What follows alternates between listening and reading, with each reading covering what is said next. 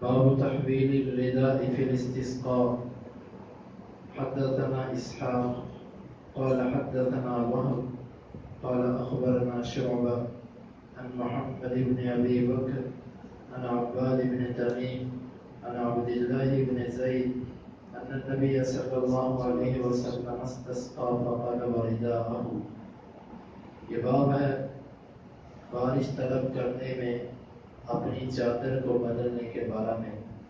امام بخاری فرماتے ہیں کہ ہمیں بیان کیا اسحاق نے، وہ کہتے ہمیں خبر دی وہب نے، وہ کہتے ہمیں خبر دی شعبہ نے محمد بن ابو بکر سے اور عباد بن تمیم سے اور عبداللہ بن زید رضی اللہ عنہ سے کہ بے شک نبی صلی اللہ علیہ وسلم نے بارش طلب کی، بس آپ نے اپنی چادر کو بدلا۔ امام بخاری رحمۃ اللہ علیہ نے یہ باب ان لوگوں پر رد کے لیے قائم کیا ہے جو یہ کہتے ہیں کہ چادر بدلنا نہیں ہے۔ امام بخاری فرماتے ہیں کہ جب بارش طلب کی جائے گی اللہ رب العزت سے تو اس وقت چادر کو الٹا جائے گا، چادر کو بدلا جائے گا۔ اس چادر کے بدلنے میں کیا حکمت ہے؟ اصل حکمت اللہ اور اس کے رسول کو معلوم ہے۔ علماء نے جو وجہ بیان کی ہے وہ یہ ہے کہ چادر بدلنے کے ساتھ ایک فعل لیا جاتا ہے کہ یا اللہ جس طرح میں نے اپنی چادر کو بدل دیا ہے اس طرح تو ہمارے حالات کو بھی بدل دے۔ بارش نہیں ہو رہی، قحط ہے، ہم نے اپنی چادر بدل دی، اے میرے اللہ تو ہماری حالت کو بدل دے۔ یہ ہے اس میں حکمت۔ بعض لوگوں کی فقہ کا مسئلہ ہے کہ چادر بدلنا اس کی کوئی حیثیت نہیں، جبکہ بخاری تمام صحیح حدیث میں چادر کے بدلنے کا ذکر موجود ہے۔ یہاں پر میں تھوڑی سی وضاحت کے ساتھ یہ بیان کروں گا کہ نبی صلی اللہ علیہ وسلم استسقاء کے لیے کس طریقے سے نکلا کرتے تھے۔ پہلا طریقہ، جب لوگ بارش طلب کریں تو امام کو چاہیے کہ وہ استسقاء کی نماز کے لیے باہر نکلے۔ باہر نکلنے کے لیے کون سا وقت منتخب کیا جائے؟ اس کے لیے بعض احادیث کے اندر اشارہ ملتا ہے کہ جس وقت دن چڑھتا تھا تو نبی صلی اللہ علیہ وسلم ہی آپ استسقاء کی نماز پڑھنے کے لیے نکلا کرتے تھے۔ علماء نے لکھا کہ یہ وقت وہی ہے جو عید کی نماز کا وقت تھا، یعنی اشراق کے بعد جب سورج کا کنارہ نکل آتا ہے تو نبی صلی اللہ علیہ وسلم اس وقت استسقاء بارش طلب کرنے کے لیے نکلا کرتے تھے۔ پہلی بات وقت۔ دوسرا سنت یہ تھی کہ آپ صلی اللہ علیہ وسلم جب بارش طلب کرنے کے لیے نکلتے تو آپ متبدلا متخشعا، آپ پرانے کپڑے پہن کر عاجزی اختیار کرتے ہوئے، اور جس طرح کی اشارہ یہ ملتا ہے ننگے سر، پوری عاجزی اور تواضع اور انکساری والی حالت ظاہر کرتے ہوئے نکلا کرتے تھے۔ انتہائی عاجزی اور ترک زینت، یعنی کہ جس طرح بندہ عام حالت میں رہتا ہے اس طرح نہیں، بلکہ انتہائی عاجزی والی حالت، تاکہ اللہ تعالیٰ کو رحم آئے، اللہ تعالیٰ ہم پر ترس کھائے۔ نکلنے کا یہ طریقہ ہے، سب کے سب لوگ نکلیں گے۔ تیسرا، چادر دے کر نکلیں گے۔ یہاں پر واقعی وغیرہ نے لکھا ہے کہ نبی صلی اللہ علیہ وسلم کی چادر کی جو لمبائی تھی اس کی وہ تقریباً چوڑائی اس کی بنتی تھی 6 ذراع اور اس کی لمبائی بنتی تھی 3 ذراع، یعنی کہ چوڑائی سے مراد یوں اور لمبائی سے مراد یوں، یہ 3 ذراع تھی اور اس طرح 6 ذراع تھی۔ یہ نبی صلی اللہ علیہ وسلم کی چادر کا سائز تھا جو عام طور پر آپ لیا کرتے تھے۔ اس چادر کو لے کر نکلے۔ جب آپ صلی اللہ علیہ وسلم میدان میں پہنچے تو وہاں پر پہنچنے کا طریقہ یہ کہ سب سے پہلے امام جو ہے وہ نماز پڑھائے گا۔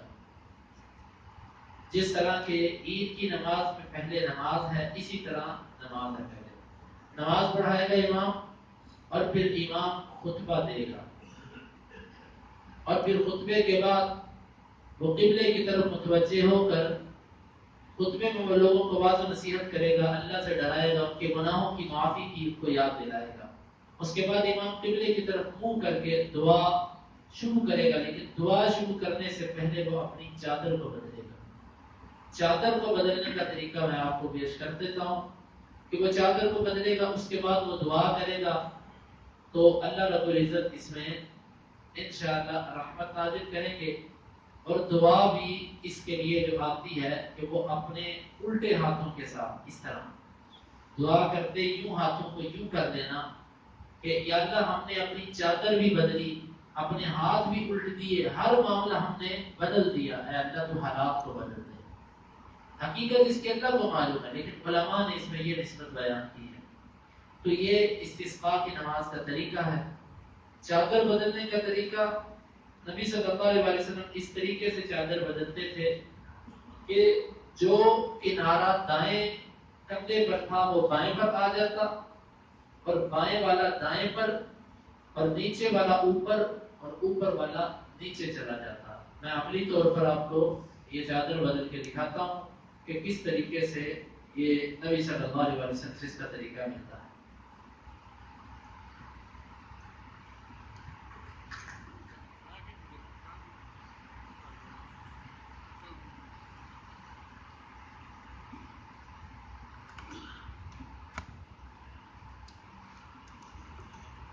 مثال کے طور پہ یہ چادر ہے، یہ رومال تو اس سائز کا نہیں ہے، یہ ہے چادر۔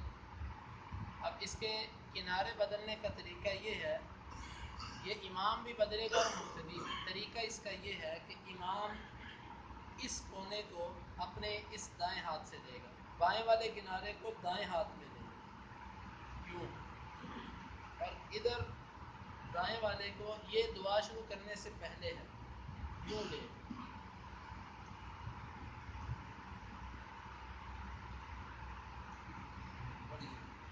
اب یہ دیکھیں جو ادھر تھا وہ میری دائیں جانب آ گیا، اور جو بائیں جانب تھا دائیں جانب تھا وہ بائیں طرف آ گیا۔ یہ کنارہ، یہ سائڈ نیچے تھی، اب یہ اوپر آ چکی ہے، یعنی بالکل حالات چاروں کنارے اس کے بدل گئے، دائیں سے بائیں اور بائیں سے دائیں، اوپر سے نیچے اور نیچے سے اوپر، چاروں اعتبار سے یہ بدلا۔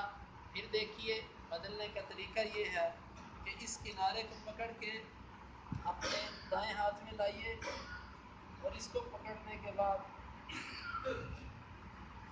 یہ پکڑ کر اپنے بائیں ہاتھ میں، اور اس طریقے سے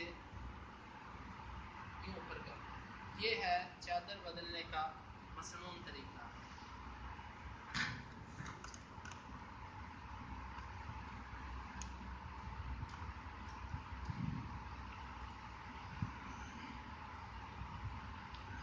تو یہ حدیث امام بخاری رحمہ اللہ اس لیے لے کر آئے ہیں کہ وہ اس مسئلے کو ثابت کریں کہ چادر بدلنا نبی صلی اللہ علیہ وسلم کا ایک مسنون عمل ہے۔ امام بخاری فرماتے ہیں کہ ہمیں بیان کیا علی بن عبداللہ نے، وہ کہتے ہیں ہمیں بیان کیا سفیان نے، وہ کہتے ہیں ہمیں بیان کیا عبداللہ بن ابی بکر نے، کہ بے شک انہوں نے عباد بن تمیم کو سنا، وہ بیان کر رہے تھے کہ بے شک ان کے والد نے ان کو بیان کیا ان کے چچا عبداللہ بن زید سے کہ بے شک نبی صلی اللہ علیہ وسلم خرج الی المصلی فاستسقى، آپ عیدگاہ کی طرف نکلے اور آپ نے بارش طلب کی، فاستقبل القبلہ، بس آپ قبلے کی طرف متوجہ ہوئے، وحول رداءہ، اور آپ نے اپنی چادر کو پھیرا، وصلی رکعتین، اور آپ نے 2 رکعتیں پڑھی۔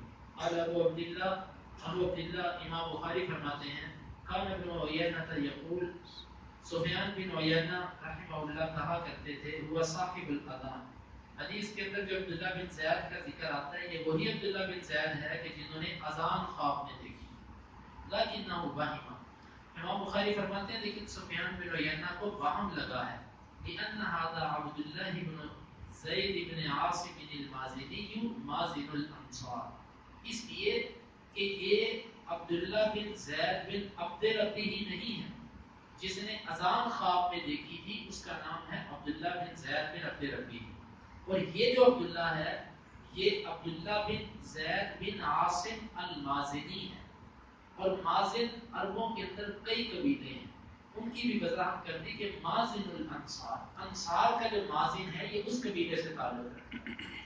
تو یہ امام بخاری رحمہ اللہ نے جو حدیث ذکر کی اس میں ایک تو نبی صلی اللہ علیہ وسلم کے عیدگاہ کی طرف نکلنے کا ذکر ہے. اس کے لیے یہ ہے کہ امام کھلی جگہ پر نکلے گا.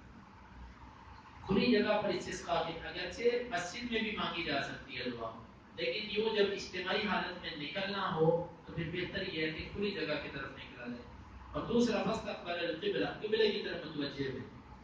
امام خطبہ دیتے وقت تو لوگوں کی طرف دیکھے گا، لیکن نماز پڑھتے وقت اور دعا کرتے وقت وہ قبلے کی طرف منہ کرے گا. وحول رداءہ، یہ دعا شروع کرنے سے پہلے ہے اپنی چادر کو بدلنا. پہلے اپنی چادر کو بدلا. وصلی رکعتین، اور آپ نے 2 رکعتیں پڑھی. یہاں پر ترتیب کے ساتھ یہ چیز ذکر نہیں ہے، بلکہ دیگر روایات کے اندر یہ ترتیب بھی ذکر ہے کہ آپ نے کون سا کام پہلے کیا اور کون سا بعد. ویسے اس میں اختلاف ہے. بعض علماء کہتے ہیں کہ استسقاء کے اندر خطبہ پہلے ہے اور نماز بعد میں، اور بعض یہ کہتے ہیں کہ نہیں، جس طرح کہ ابن حجر رحمہ اللہ نے فتح الباری میں بعض ایسی روایات کی طرف اشارہ کیا کہ جن میں نماز پہلے اور خطبہ بعد میں، یعنی عید کی طرح ہے. تو یہ استسقاء کا طریقہ ہے. ہمیں یہ سنت زندہ رکھنی چاہیے. اس کے وقت کا اور اس کے طریقے کا، ان ساری چیزوں کا خیال کرنا چاہیے. عام طور پر یہ تو ہم کرتے ہیں کہ استسقاء کی نماز پڑھتے ہیں، لیکن وقت کا بھی خاص طور پر خیال اس میں نہیں ہوتا، اور نہ ہی ہم اپنے نکلنے کے طریقے کا اس میں خیال کرتے ہیں کہ نکلنا کس طریقے سے. اور دعا کے وقت ہاتھوں کی کیفیت اور یہ سب معاملات جو حدیث سے ثابت ہیں، اسی طریقے سے استسقاء اللہ سے طلب کرنی چاہیے. اللہ رب العزت سے دعا ہے کہ اللہ تعالیٰ کتاب و سنت کو سمجھنے کی اور اس پر عمل کرنے کی توفیق عطا فرمائے. اللهم انفعنا بما علمتنا وعلمنا ما ينفعنا وزدنا علما. اللهم اقسم لنا من خشيتك ما يحول بيننا وبين معاصيك، ومن طاعتك ما تبلغنا به جنتك، ومن اليقين ما تهون به علينا مصائب الدنيا. متعنا اللهم بأسماعنا وأبصارنا وقوتنا أبدا ما أحييتنا، واجعله الوارث منا، واجعل ثأرنا على من ظلمنا، ولا تجعل مصيبتنا في ديننا، ولا تجعل الدنيا أكبر همنا ولا مبلغ علمنا، ولا تسلط علينا من لا يرحمنا. وآخر دعوانا